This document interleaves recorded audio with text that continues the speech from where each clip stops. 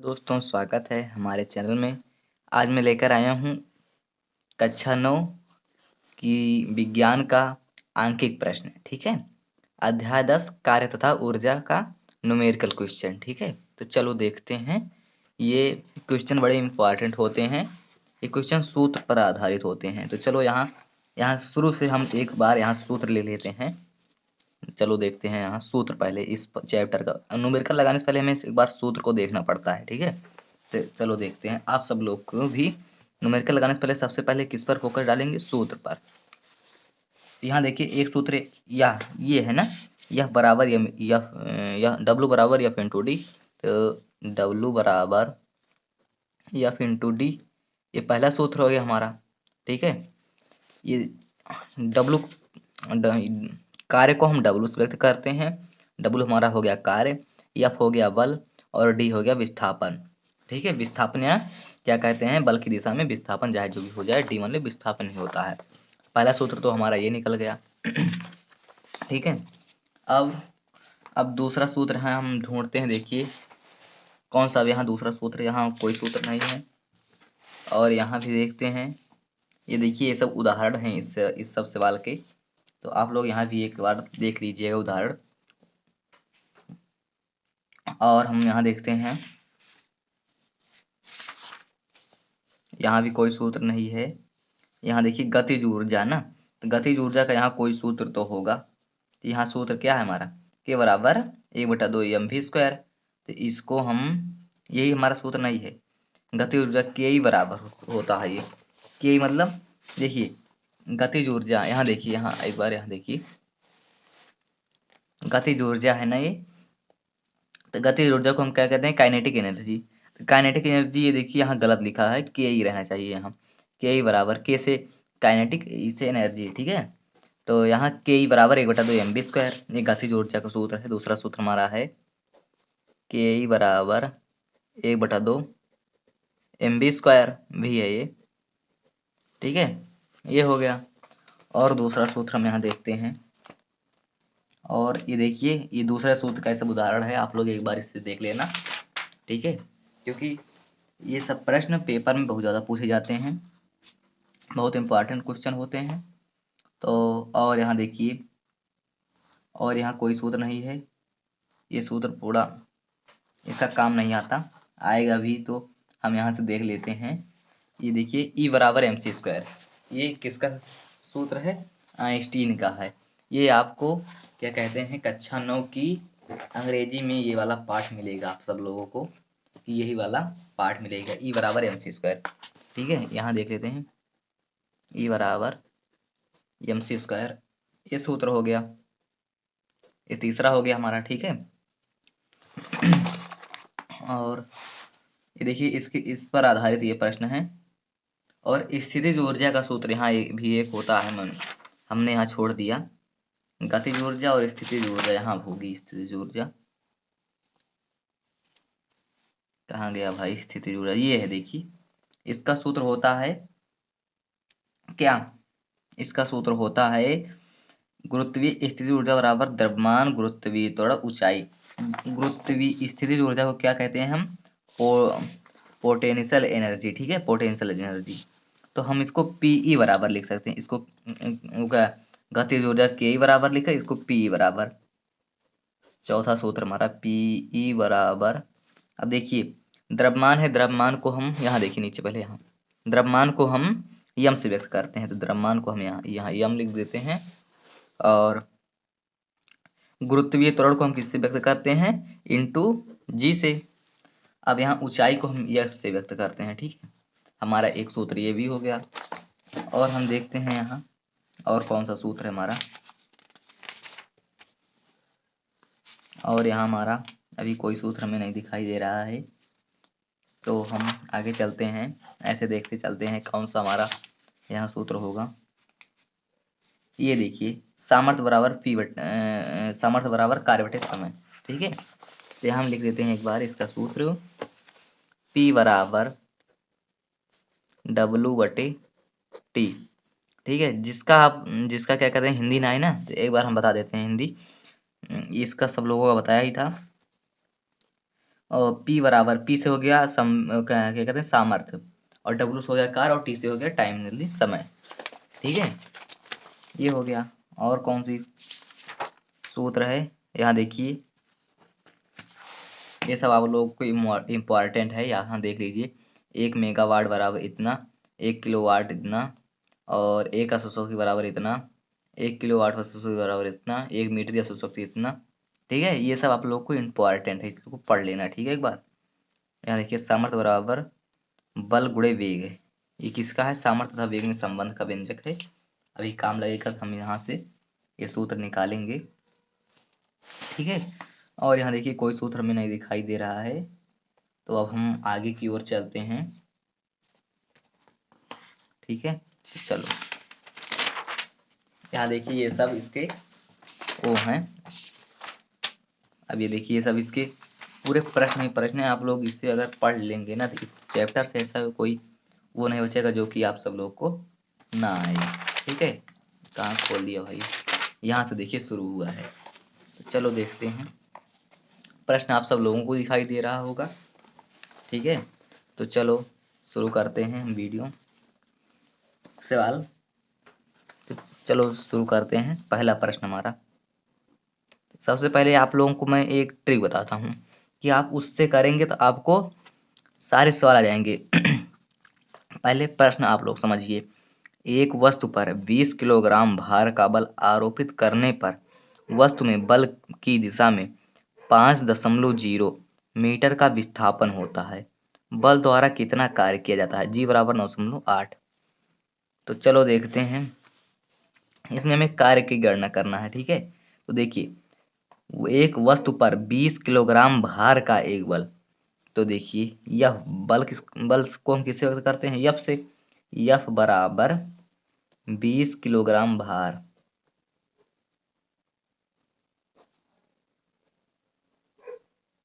20 kilogram भार हो गया। ठीक है हमारा, है।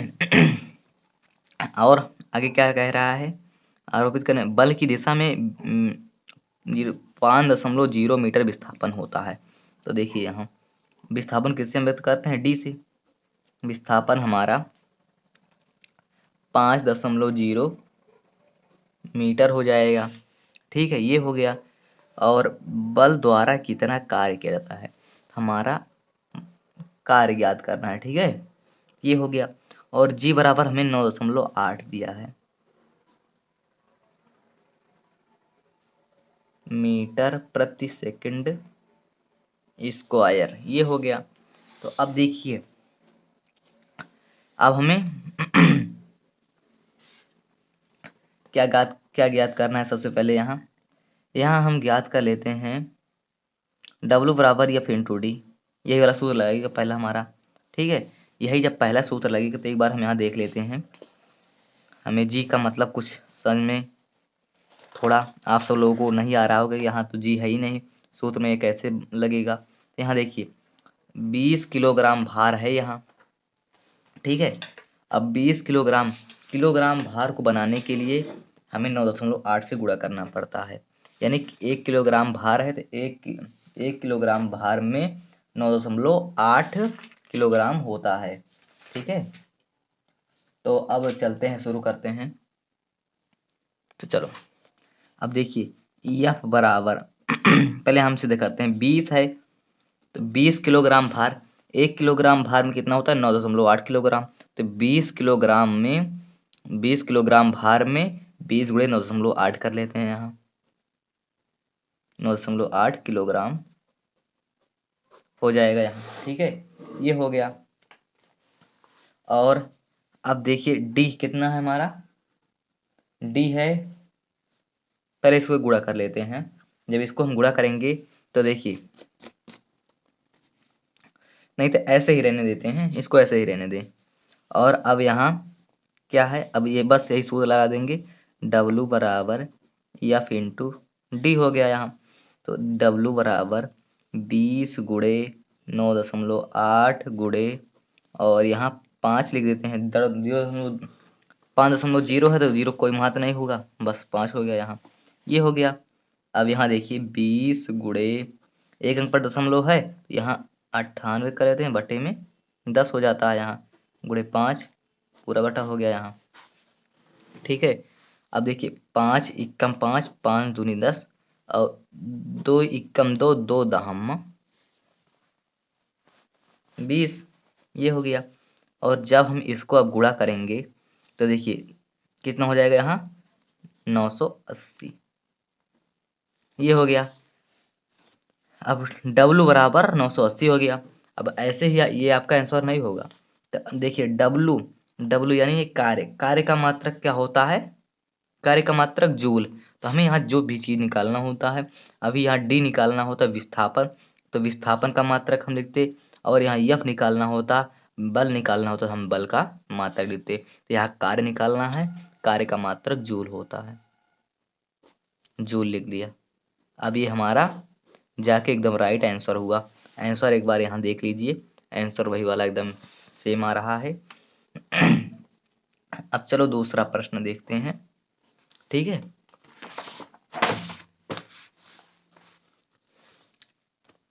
दूसरा क्या है हमारा, एक कुली, एक कुली 25 किलोग्राम भार अपने सिर पर रखकर क्षैतिज प्लेटफॉर्म पर 15 मीटर ले जाता है। कुली द्वारा कृत कार्य की गणना कीजिए। तो देखिए कुली 25 किलोग्राम भार अपने सिर पर रखकर क्षैतिज प्लेटफॉर्म पर 15 मीटर ले जाता है। तो देखिए ये 25 किलोग्राम भार का अपने सिर पर क्षैतिज प्लेटफॉर्म पर ले जाता है।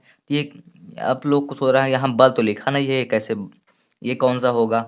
तो देखिए ये 25 किलोग्राम भार का अपने सिर पर लिया है, तो उसमें तो बल तो लग रहा है, बल लग रहा है ना। तो यहाँ हम बल लिख देते हैं, यह बराबर 25 किलोग्राम भार, ये हो गया। ठीक है, अब इसे हम पहले सिद्ध कर लेते हैं यहाँ बल को। यहाँ मैंने क्या बताया था, जैसे यहाँ देखिए किलोग्राम भार था, तो 1 किलोग्राम भार में 9.8 किलोग्राम, तो 25 गुणे 9.8 किलोग्राम। ठीक है, ये हो गया। और 15 मीटर ले जाता है। तो आप लोग सोच रहे हो यहाँ विस्थापन तो दिया नहीं है, तो मीटर क्या होता है, विस्थापन का मात्रा क्या होता है, मीटर होता है। तो देखिए यहाँ D बराबर 15 मीटर हो गया यहाँ। ठीक है, अब कुली द्वारा कृत कार्य की गणना कीजिए। ठीक है, और कुली द्वारा कृत कार्य की गणना कीजिए। अब यहाँ देखिए, अब यहाँ थीटा भी तो निकलेगा। अब जब यहाँ देखिए क्षैतिज प्लेटफॉर्म पर है ना, क्षैतिज प्लेटफॉर्म पर 15 मीटर ले जाता है, वो क्षैतिज है, तो यहाँ थीटा भी रहेगा, ऐसे थीटा का ही रहेगा। थीटा बराबर 90 अंश रहेगा, तभी तो वो कार्य शून्य होगा। थीटा बराबर 90 अंश हो गया यहाँ। और फिर अब हम यहाँ, और हमारा क्या निकालना है, कार्य, ये क्वेश्चन मार्क। तो चलो हम यहाँ देख लेते हैं हम एक बार। तो देखिए हमारा सूत्र क्या होगा, W बराबर F into D into cos theta, ये थीटा है। ठीक है, ये जो वाला सूत्र हम अभी पीछे है, पीछे है, ये क्या कहते हैं सूत्र है ये पीछे, तो क्या कार्य का व्यापक सूत्र इसी नाम से कुछ है, तो आप लोग वहां देख लीजिए। तो W बराबर एफ इंटू डी, हमें W ज्ञात करना है, एफ कितना है हमारा 25 गुणे 9.8, और डी कितना है हमारा 15, और क्या कहते हैं कॉस थीटा का मान कितना है हमारा, कॉस थीटा का मान कितना है, जब कॉस थीटा, जब थीटा बराबर 90 अंश, तो कॉस थीटा का मान कितना हो जाएगा, 0। जब थीटा का मान 90 अंश रहता है ना, तो कार्य शून्य होता है। आप लोग पढ़ लेना भी, पीछे इसी चैप्टर में है पीछे, आप लोग एक बारी से पढ़ेंगे तभी न्यूमेरिकल समझ में आएगा। तो W बराबर, जब यहाँ 0 से गुणा होगा सभी क्या हो जाएंगे, 0, शून्य। यहाँ देखिए शून्य हो गया ना, तो इसीलिए अब अगला देखते हैं, तीसरा सवाल। एक पिंड की गतिज ऊर्जा, गतिज ऊर्जा क्या कहते हैं, काइनेटिक एनर्जी। गतिज ऊर्जा ये हो गया। के नहीं, पहले के ई लिखेंगे यहाँ। के ई बराबर गतिज ऊर्जा बराबर 400 जूल, ये यहाँ लिख लिया है पहले। अब पढ़ते हैं आगे। पिंड पर उसकी गति के विरुद्ध 25 न्यूटन का बल लगता है। 25 न्यूटन का बल लगता है। यह बराबर 25 न्यूटन हो गया यहाँ हमारा, ठीक है। तो पिंड कितनी दूर जाकर रुक जाएगा, यहाँ हमें दूरी ज्ञात करनी है। यस, दूरी को हम किससे व्यक्त करते हैं, यस से व्यक्त करते हैं। तो चलो देखते हैं। दूरी ना, तो यहाँ दूर जाकर रुक जाएगा, यानी इसमें डी ज्ञात करना है हमें, डी ज्ञात करना है, ठीक है। दूरी और विस्थापन होता है। तो देखिए यहाँ, अब देखिए के ई इतना है, तो पहले शुरू में देखिए इसे, के ई बराबर 1/2 mv²। यहाँ देखिए, पहले देखिए हम के ई को, गतिज ऊर्जा हमारा क्या है, कि ये किसी गति के कारण किए गए कार्य को गतिज ऊर्जा कहते हैं, ठीक है। आप लोग पढ़ लेना, यही है इसका इसकी परिभाषा। किए गए कार्य को गतिज ऊर्जा कहते हैं, किसी गति के कारण किए गए कार्य को उसकी गतिज ऊर्जा कहते हैं। गति के कारण किए गए कार्य को ना, कार्य को कहते हैं। तो यहाँ देखिए, कार्य को कहते हैं, तो यहाँ देखिए W बराबर हम 400 जूल तो लिख ही सकते हैं। जब किए गए कार्य को गतिज ऊर्जा कहते हैं, तो W बराबर 400 जूल हो गया यहाँ, ये हो गया, ठीक है। अब W बराबर F इंटू डी वाला ही सूत्र लगा देंगे। तो W कितना हमारा 400 है, बराबर F कितना हमारा 25 है, और D हमें ज्ञात करना है। यहाँ D ऐसे लिख देते हैं। तो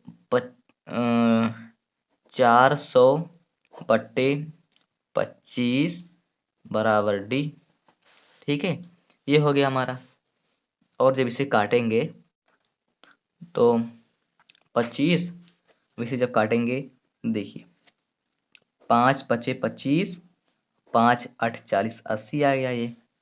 तो 5×1 = 5, 5×3 नहीं, 5×1 = 5 हो गया यहाँ, और यहाँ भी 5×1 = 5 हो गया।